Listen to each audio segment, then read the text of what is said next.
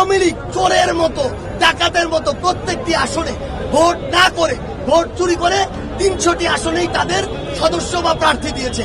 এরপরে এই আওয়ামী লীগ আরো 50টি আসনে তাদের যারা মদতপুষ্ট তাদেরকে সংরক্ষিত আসনে বসিয়েছে। অর্থাৎ এই 350 আসনেই যারা ছিল তারা এক একজন ফ্যাসিস্ট এবং তারা ফ্যাসিস্টের আদর্শ লালনকারী।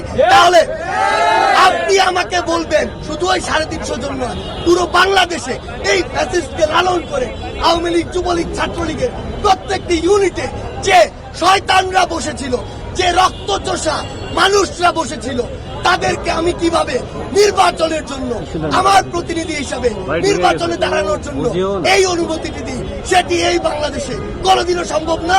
সবাইকে বিচারের আওতায় আসতে হবে এবং এই 16 বছরে মানুষের উপর যে অত্যাচার করেছে, নির্যাতন করেছে, তার হিসাব দিতে হবে। আগে তার জন্য শাস্তি পেতে হবে, তারপর জনগণ নির্ধারণ